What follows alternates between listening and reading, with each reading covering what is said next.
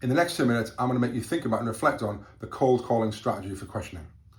Now, this is a great strategy to make everyone in the room think, and it's the opposite of having a kind of a traditional hands-up approach. The reason the traditional hands-up approach isn't that great is because you allow students to opt in, and by default allowing students to opt out by not putting their hand up. And if I don't have to put my hand up to answer a question, then I don't even need to think. And I've used a quote quite a few times before that memory is a residue of thought. So our questions should be designed to make everybody in the room think, not just get an answer from one child. So how does it work? First thing you need to do is establish the routine with your children. So you're going to talk about the fact that we're going to have a no hands up approach this week, this year, etc., etc. And I'm not going to take hands up all the time. There might be a time where I say I'll now take hands, but by default I'm not going to ask a question and just go to the first hand up in the air.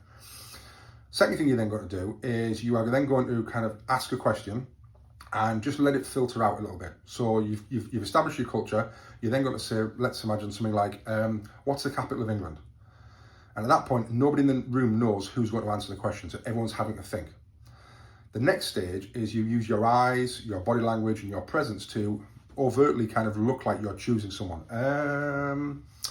And everyone's thinking, oh, it could be me, it could be me, it could be me. So everyone's now having to think about the answer because they might be picked and selected to answer the question. Next, you then choose a student to answer the question. Now, the onus is on you here to choose. So you're choosing, which student's going to answer it. So you might say, Sam, and then Sam gives you an answer. Now, the reason this is really important, rather than just using a random name generator, is that a random name generator is random.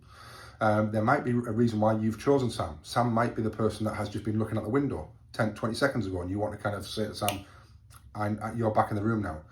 It might be that Sam is a pure premium student. It might be that Sam has some good in-depth knowledge on this, so you've just looked around their books and you've seen he's got a great answer. Loads of reasons why you might want to ask that specific child.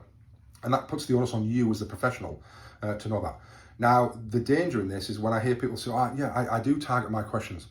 And what they do is they fall into a trap of putting a name against the question. So if I just flip that round and show you, if I go, right, okay, I've got a question. Sam, what's the capital of England? As soon as the whole class hear the word Sam, because I haven't asked the question, everyone goes, class, it's not me. And they switch off before the question's even been asked. So by reversing that, you get it the wrong way. So make sure you get the order of this correct, which is establish the culture, ask the question, let it hang in the air, then attach a name to it, not the other way around. And if you do that, you'll get a far better participation rates of thinking in your classrooms.